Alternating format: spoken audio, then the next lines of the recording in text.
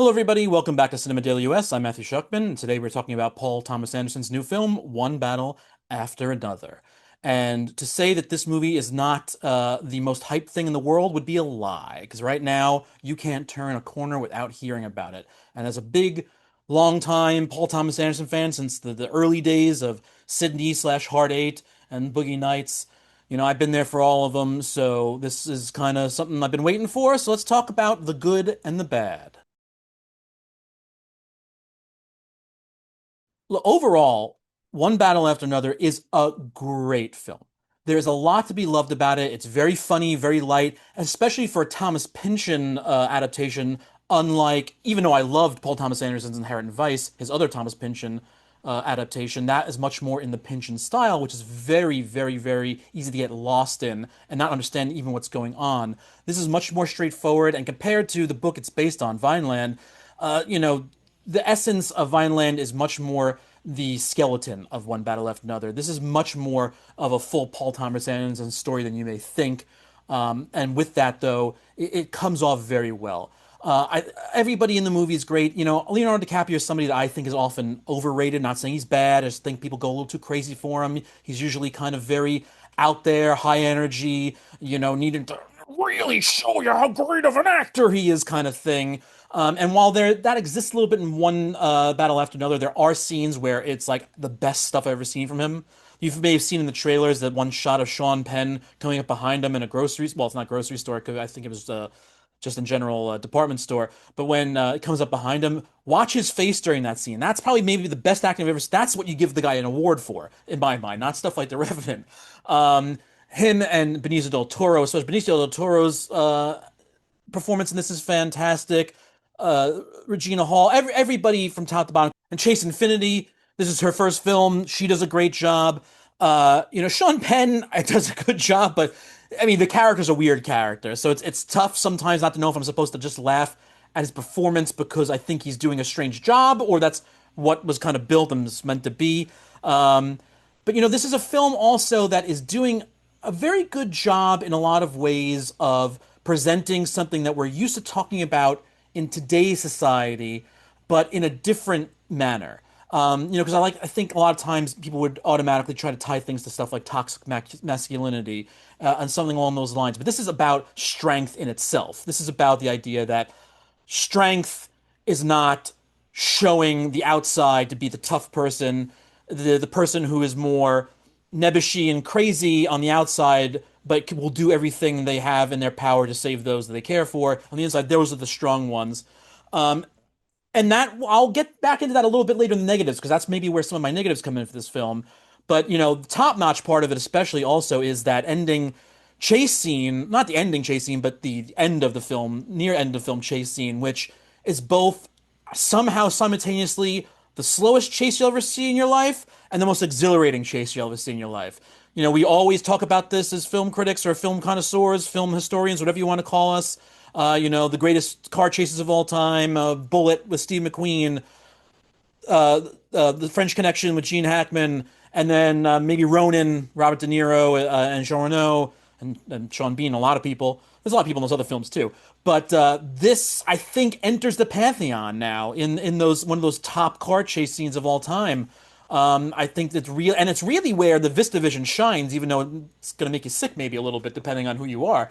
Um, but because there are great shots and great looking pieces of this movie all throughout, but that's where it really shines. And I think that there's parts earlier on which look great, but they don't flush themselves out into whole scenarios. It's just parts of scenes that really surprise and shock you and make you feel like, oh, I'm in awe of what I'm seeing visually compared to that final ending scene. But that's also where we come into some of our negatives.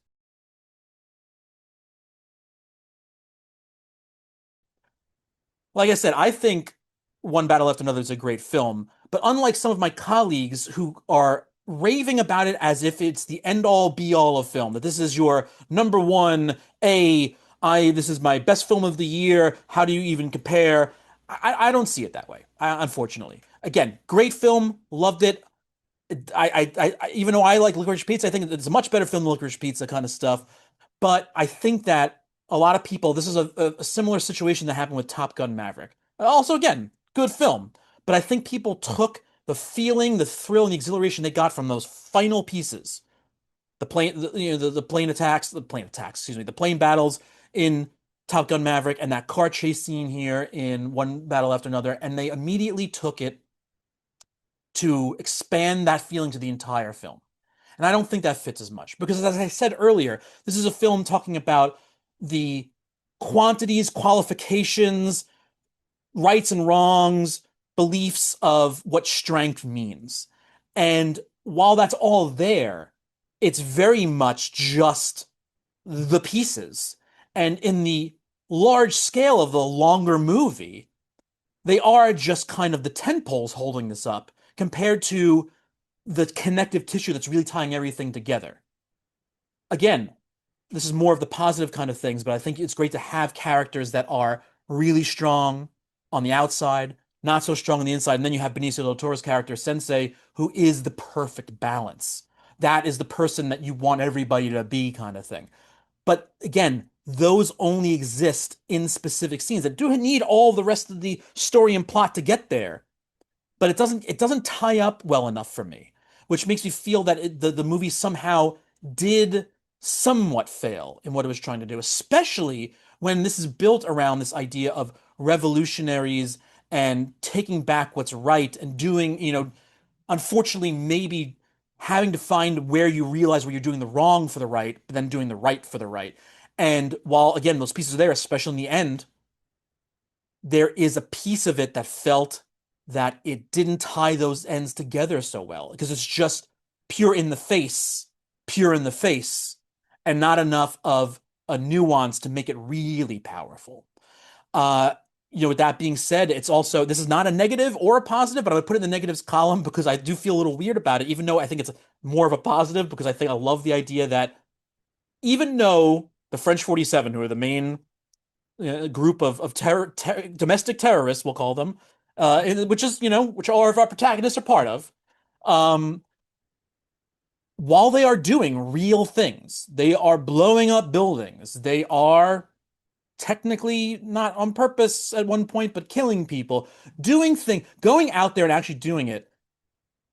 They are revolutionaries technically playing revolutionaries. They choose these what we laugh at as silly names, as their code names, because it's much more like they're auditioning for the Mao Zedong hour from Network as the televised terrorists compared to actually doing something that they believe in because they are playing a part that they think is supposed to be who they are. And it's really should be the positive side of things.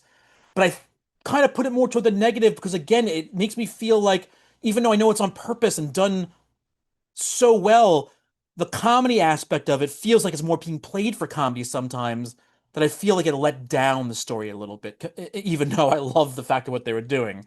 So with all that being said, it is a great movie, but it's definitely more of a B plus, coming close to an A minus, but a B plus for me here. Thank you for joining us, Cinema Daily US. Until next time, have a great one.